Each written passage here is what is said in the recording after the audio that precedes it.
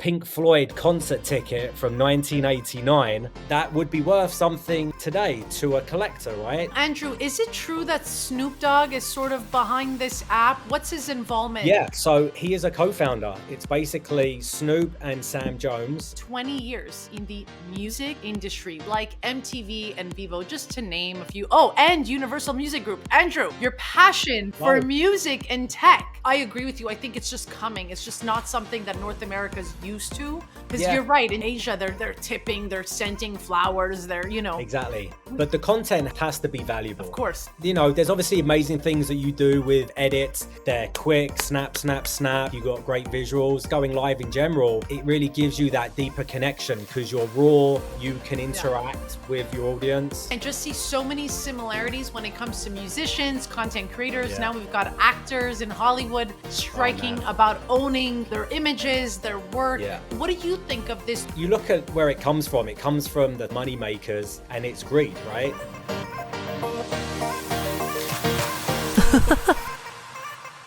Welcome back to another episode of Girl in the Verse, the video podcast, the place to be if you are new to Web3, curious about crypto or NFTs, and you don't want to get too technical. I'm your girl, Melina. I've been a content creator for over 10 years. I like to say I'm your hype woman, asking all the questions so we can together learn how the blockchain technology will change our lives. But before we get started with my next guest, I do have a small favor to ask. Our latest videos have been getting great feedback, a lot of great comments and recommendations, but there's just one thing missing, and that is your subscription to the Girl in the Verse video podcast. This not only helps the YouTube algorithm know that you like this content, but it also helps amplify me, the creator, in knowing that you want more content like this. So please, let's take a second to like, subscribe. Let's start. I am joined by Andrew, who is the head of music of Shiller. This is a brand new app that I'm really excited because I'm a part of, one of the first creators who's actually downloaded this app onto their phones. And, Andrew here has over 20 years in the music industry, which consists of working with various global companies like MTV and Vivo, just to name a few. Oh, and Universal Music Group. Andrew, your passion for music and tech, right, has allowed you to become a master programming strategist and curator across platforms from broadcast to digital and now Web3. Andrew, thank you so much for being here today. Oh, amazing. Thank you for having me. Echo what you just said. Like, subscribe. Yeah. This is the place to be. This is all you need. Amazing content. Thank you, Andrew. I really appreciate it. I mean, what took us so long to get you on the show? Like I just said, we've both been busy. We're so busy, but I am, and I do feel lucky to be one of the first to be trying out Shiller. I do want to start, coming on and utilizing a lot of the features, but maybe just to give us, maybe a wider lens here of what is Shiller. Explain to us what this app is, what the goal is, right? Because we know there's a lot of new apps out there, but what makes Shiller so different? Absolutely. Well, we're basically a platform for live video and live audio. We have built-in commerce. So built-in commerce is really powerful, as we've seen in the West, in Asian markets, where engagement is so high and transactions are massive when it's a click of a button, right? Apple has really made things easy for us with, Apple payments and saving transactions and passwords and stuff like that. So we've really built tools for easy engagement, gamification. So we've got tipping, we've got token gating. This could be through Web3, through an NFT collection, or could be through minting on the Shiller platform. Right now, we're launching a minting platform, which is on Polygon, and you'll be able to mint a subscription or a ticket for an event. This could be Web2 using credit card, or it could live in your MetaMask and you can get all the benefits and rewards for utility We have things like leaderboards, we've got polls, we've got spinny wheel giveaways. We really want to make this an environment for entertainment with built-in commerce. And you can sell NFTs, you can sell a hoodie, you can sell lipsticks.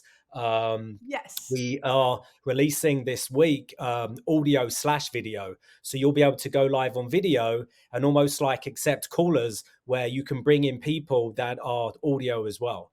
That's So we have awesome. video meets audio, audio only, and video. Audio's fun. We've got backgrounds, we've got texting in that chat. So really looking at enhancing user behavior and not really changing it. But we have an incredible team.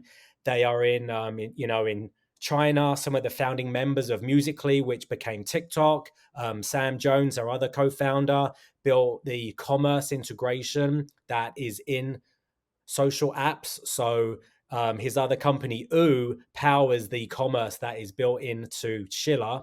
We're releasing OBS as well. So you'll be able to plug in multicam, multi-mic, shoot, bring in third-party content screens, and a slew of other things I'm probably not mentioning, but we are live now, audio, video, tipping, token gating, and we're in beta, but we really urge people to come and try it out. It's exciting. Yeah, I mean, when I first heard of this app, for me, what clicked was giving the creators possibilities. And I Yeah. know it sounds weird because we're already on so many apps, not to start naming them all, but what was it for you and the team to be there sitting like, you know what? We need to do better. What was it? Was it complaints from other creators? Were what was it that you guys decided, hey, we need to set something up. This is screaming at us. Yeah, I mean, it's really from our team being in the West.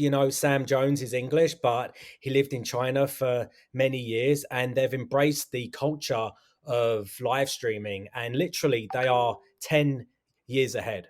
So for now, to see what they've done and it's proven, like there was this one guy, Austin Lee, about a year ago, he did a live stream for 12 hours and he was selling beauty products. That live stream grossed $1.7 billion. It's Wow. unheard of over here. So these tools and this human behavior has been proven, and now we are building the same thing out to the rest of the world, especially the US. And it's taken time. It's going to take a little bit of user behavior, but as soon as people have come into the platform, they're like, I get it. Something we are very passionate about is to reward community.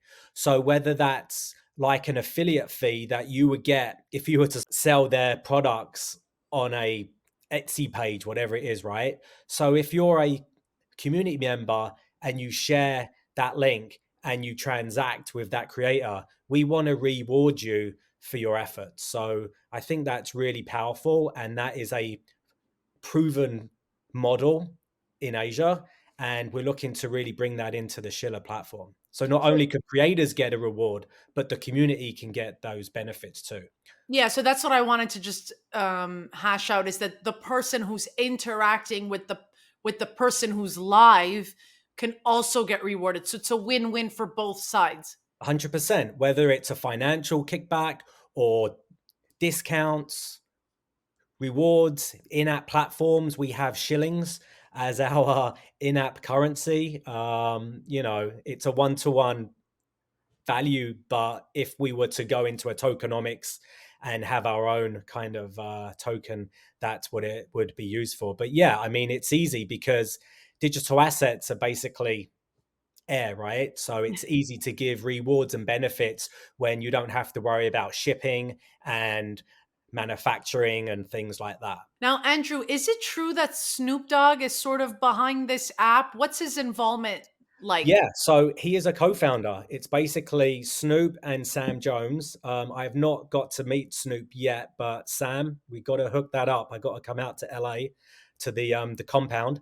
And so yeah, like Sam was managing director at a platform called wish.com. They would spend millions of dollars on campaigns. They sponsored a Lakers event, and they got Snoop and the Lakers to embed Wish in this jersey as a campaign. Not sure on the exact kind of process, but Mhm. Sam got to interact and really build a relationship with Snoop, explained what he was doing with his other platform, Sam's expertise in the kind of China market, and Snoop already being invested in the Web3 space was like, we got to do what you're doing in this space. And I'm the guy that wants to do it with you. So he's not an ambassador, he is a co founder.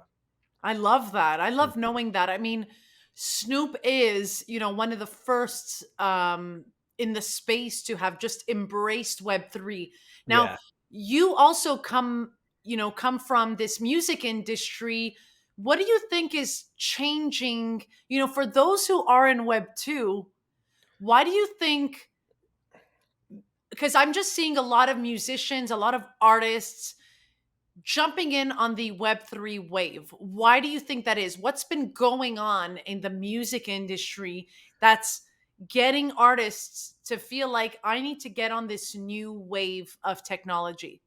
Yeah. I mean, music isn't valuable anymore. And if they're signed with a major, perhaps they're not getting the support that they thought they were going to get. The deals are not in the artist's favor. Hmm. And it's really hard to monetize when you have a massive advance. You know, there's very little ways. They're not getting paid on streaming, very, a very small percentage of people. And knowing what you can do in Web3, where you have complete ownership and there's that one-on-one connection with a fan, and transactions, you don't need all these middlemen. You can really reap the most of the benefits. And you know streaming has made music free. So this is a way to use this technology to know who your fans are and reward them with utility and experiences that can be, part of that transaction. And basically, the music is important and it's valuable, but it's almost a soundtrack to the utility and experience that could go on forever and ever. Yes, you have the secondary market, you can invest, you can take a gamble on a new artist and say, hey, like when I had this Pink Floyd concert ticket from 1989, don't know why it's on my desk, but that would be worth something today to a collector, right? So there's that mentality of collecting and proving ownership and transparency. So yeah, there's many factors, but I see a lot of. I've never been this close to an artist before, and I've never had this kind of experience before. But I always say it's the same rules but different tools. Artists still got to make music, they got to make content, they got to go on tour, they're like creating merch, they want to be 360, they want to have like streaming, maybe they want to focus on radio or video play, and Web3 is an and it's just another distribution model that should accompany every release of music. I think that's the interesting part, is that for the general population, I know this for a fact because when I talk to my friends, it's like, well, what do I care? Celebrities and big musicians, right? Big celebrity stars or artists make a lot of money.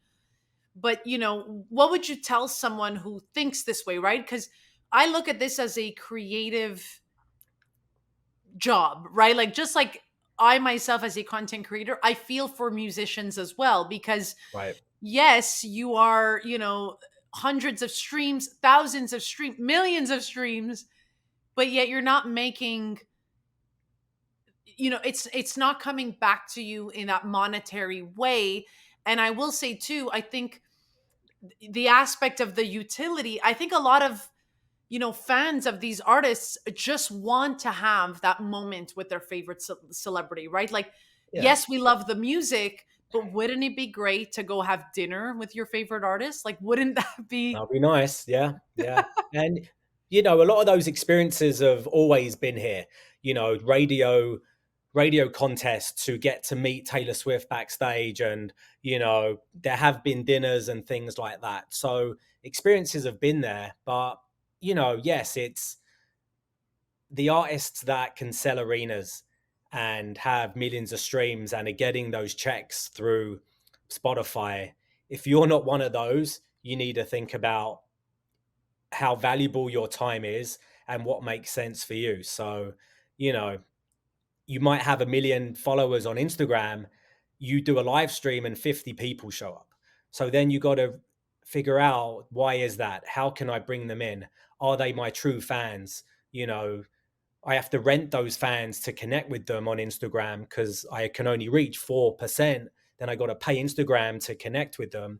So maybe I got to start again and really start connecting and speaking to my fans, So maybe they're not doing the right content. There's various ways. If you're not getting success, you got to think about why and kind of strip it back, which you as a content creator, maybe not in music, you're thinking about that same thing, right? How is the Yeah. content I make going to speak to the audience that I want to go after?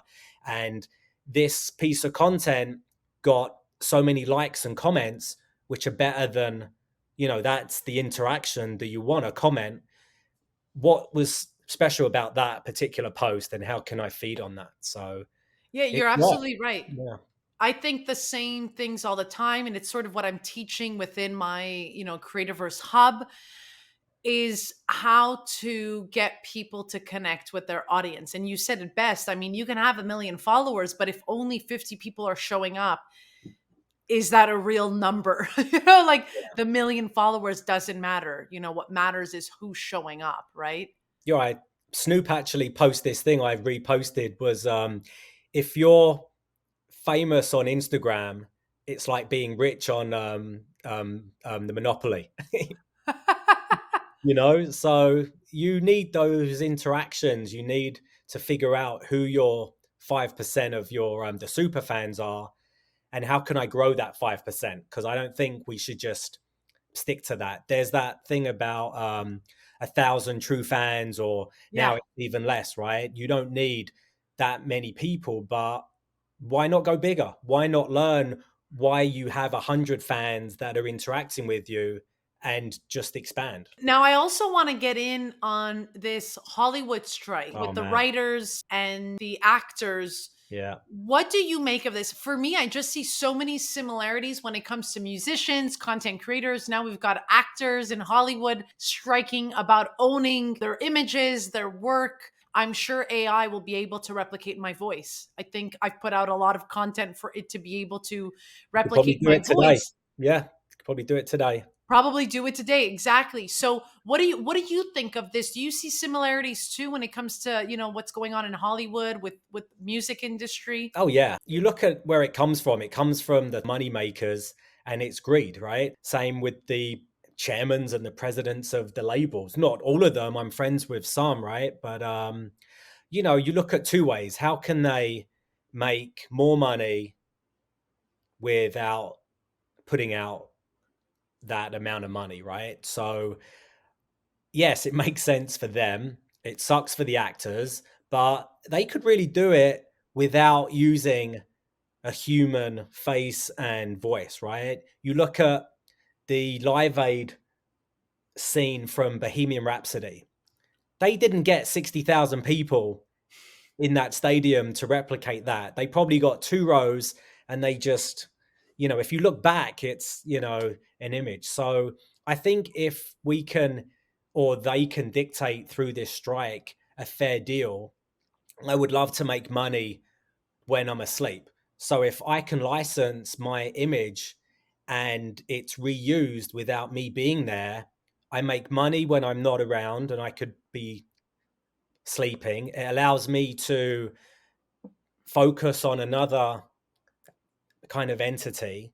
So I Hmm. think if the deals are fair, I'm for it, because maybe an actor or an extra wouldn't be getting as much as the lead role.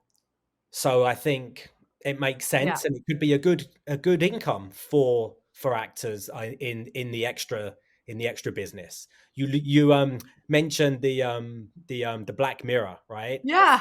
And I think it's it it's just reminds me of scary. Black Mirror so Yeah, much. yeah. But I think like it's like, when uh music piracy first came about, Yeah. and they really hadn't figured out how to Cope with it. Yeah, put deal with it. Yeah. put put the laws against it and what's right.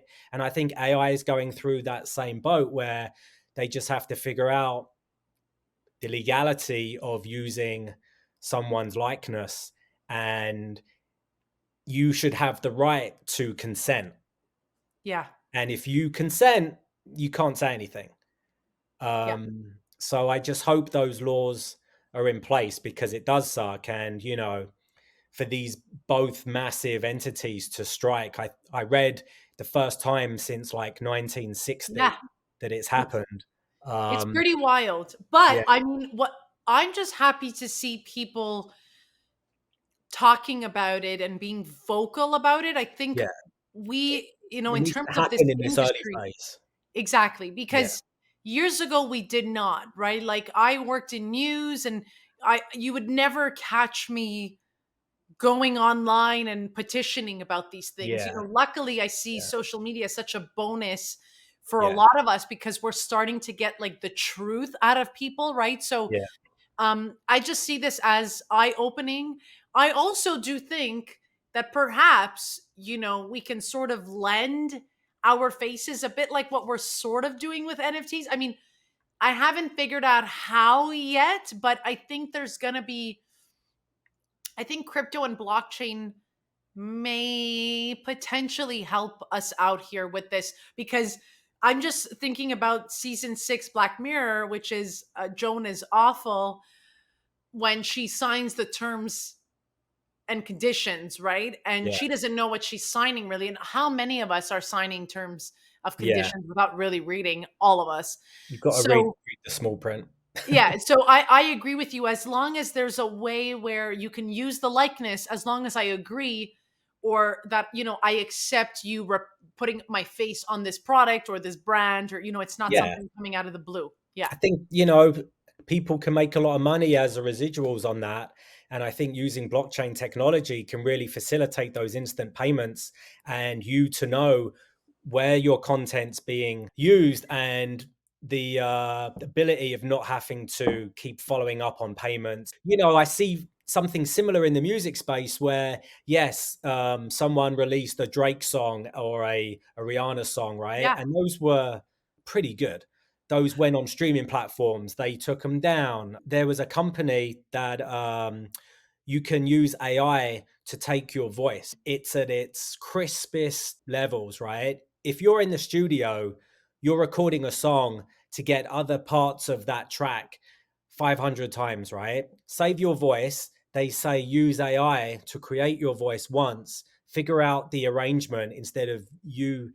And that's a good use case for this tech to kind yeah. of help you. Well, so it's interesting you say this. Do you think that musicians are, accepting of this technology, or is it removing that part of being a musician, which is going in the studio and recording this 500 times? Is Yeah, this I true? mean, Yeah. if you could do it once, it's good enough, right? Like when I go to a card shop, I pick the first one. um I think there's no need for your voice to go through that much of kind of pain and effort. So I think if AI can help you, um and not take away from your craft, for artists that are very technical in their craft with producing and all of the tech that comes behind it, using AI correctly adds to their craft and their expertise, and their kind of technical status. It's someone that's going to steal your voice and recreate something without your consent. So Hmm. very similar to what's going on in the actors strike. Yeah. If it's your personal gain and it can enhance, if you're an EDM artist, you're using technology for the music side anyway. you may not be using physical instruments. So if AI can help enhance that, I think it can just add to your craft on being a producer, a DJ. Chat GBT, I heard you start saying, did it affect me or replace someone going to school? But you're not going back to school now. You've already done it, right? So if it Yeah. can help you be better at what you're I doing, mean, I play and I dabble with Chat GPT. I'm a huge fan, obviously, and it's sort of like the first draft of my thoughts, and then I go in and tweak it up and make sure it sounds like me again. So yeah. you know, Machine learning, like 15 years ago when I was at MTV programming a music video block for 24 hours, I have a platform that I use, this program, and I put in various rules like don't play two females back to back. I can put in tempo rules, almost feeding a machine learning experience. I hit a button, the whole 24 hours is programmed out, and then I go back in and massage it for my taste because I want my audience to know that it was humanly curated, because to me and for you, having a human touch is still very important. So mhm. whatever gets you to that stage, can still give it a bit of a human element to it. So that was 15 years ago, and I don't think it hurts using a tool to get you closer to your own kind of feel, because that would have taken me hours to put in all those videos, but I mean, I still remember the days where we were recording, for television, and we'd have to go back to the studio. And if we recorded for an hour, it would take an hour for the cassette to get on the computer. So, we've come a long way.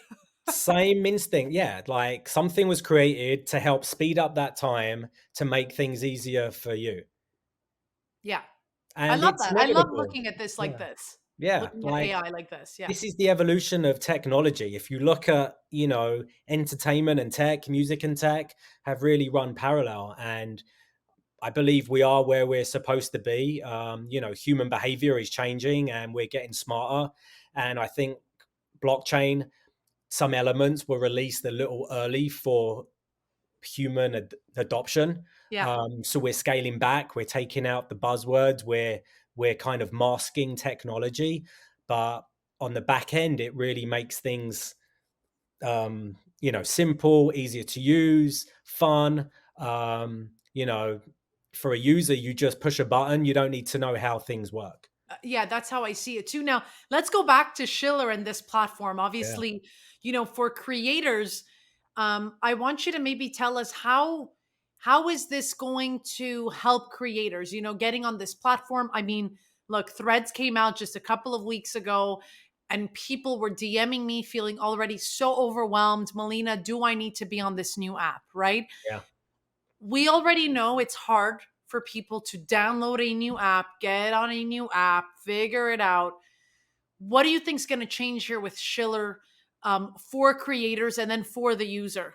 Yeah, we're really looking at this as eliminating a lot of these barriers of entry, right? So just to sign up from an account, phone number, send a 4-digit code, put that in, or connect to wallet. It takes longer to download the app than it does to get in.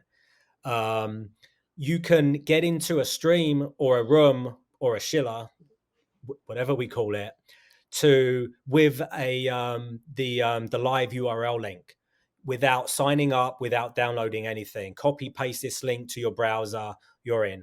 Yes, there's a lot of features that you won't have access to. You won't be able to tip, you won't be able to transact, but it gives the user an experience with zero barriers of entry. You can Mhm. paste that link in Threads, you can paste it in Twitter. One tap, you're instantly in. So zero barrier to entry. And I think token gating is pretty huge, allowing seamless access to gated content, different experiences. From a creator's point of view, the ease of creating those access tokens or tickets. not linking to Google Meets or Zoom for that token gated experience, and really the ease of transacting. Digital commerce that needs to be at the forefront. You can sell anything. You can support other creators. You could sell for brands. You can reward community. So there's not many tools that really look at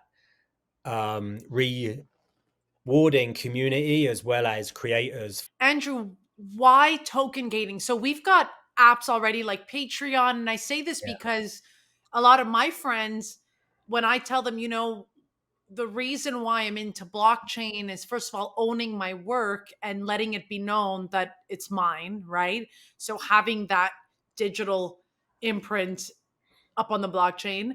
But also, for me, it is crucial that we start token gating our types of content, right? Or certain types of content, right? Right. Because a lot of these apps like Instagram, Facebook, Twitter, all of them, TikTok, I want a lot of people to understand that everything we put on there is there and that's it. Like nothing happens. You can get millions of views, but nothing's going on. Like, so maybe explain to us why token gating. I know you said in China and Asia, this is working really well. What's the benefit here? And do you think North America is going to start paying creators just to see their work? I hope so. You have to figure out, why is your content valuable, and is there a need for this particular piece of content? Or I think music is a no-brainer, because it could be an AMA, a backstage meet and greet, an exclusive performance, never before seen or heard version of a song. So there's lots of ways to make Yeah. that kind of content exclusive. There's things that we're building where you can have a public room, but if you hold the ticket or a token, you have access to different features. Maybe Mm. you can engage in chat, you can come up on stage and interact with the audience or the content creator. Otherwise, you're just the listener. To have the ability to upgrade your status with a click of a button and an easy payment solution really enhances that user behavior.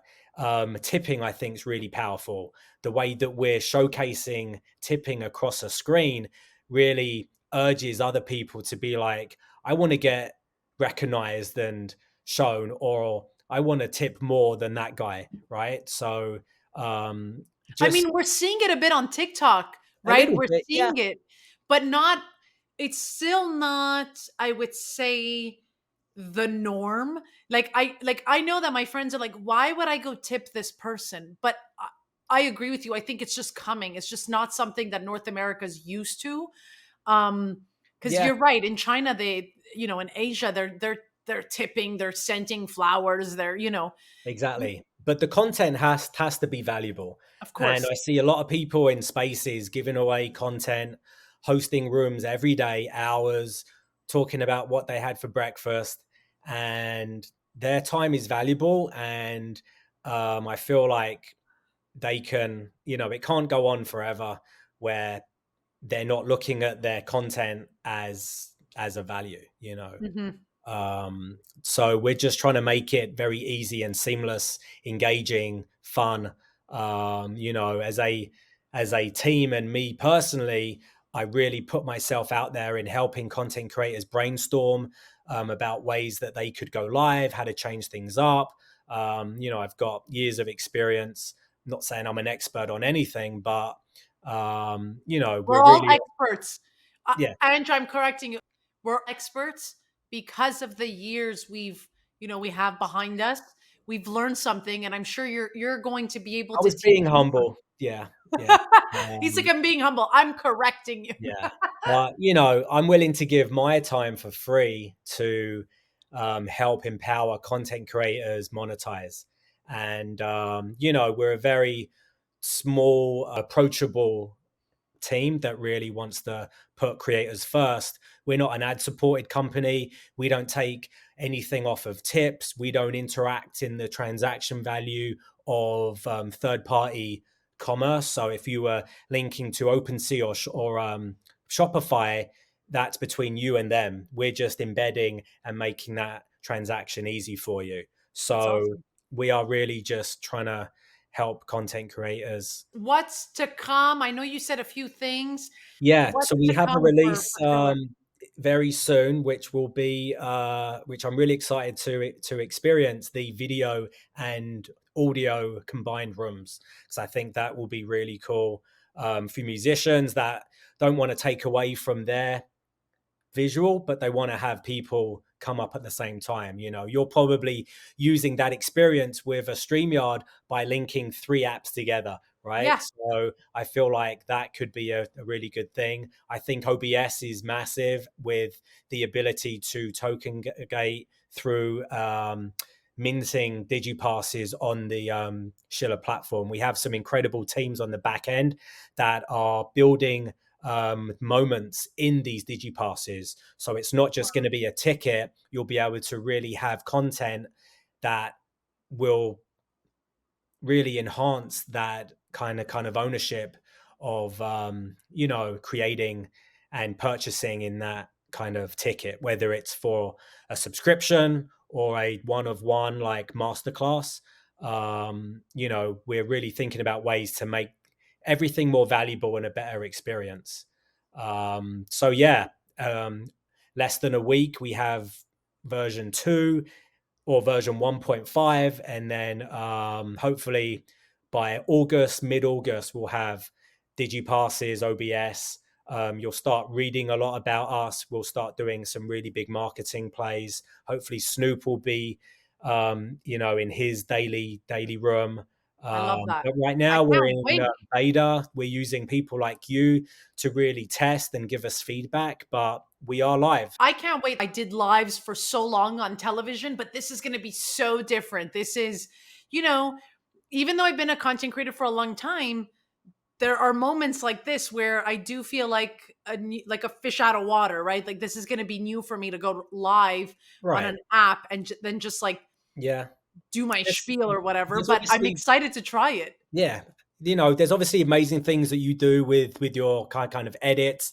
They're quick, snap, snap, snap. You got great visuals. I feel like with OBS or just going live in general, it really gives you that deeper connection because you're raw, you're uncut, you're live. You can Yeah. interact with your audience, whereas I know you do in a Twitter space, but there's something about turning that camera on and you know, maybe adding this spinny wheel giveaway and this sense of engagement for everyone. Not everyone comes up to a Twitter space, but they want to comment. They can only comment on a pinned tweet or a Yeah. post, but to have a text chat is really easy and also engaging. So excited to have you. And again, I'm Yeah. here to brainstorm.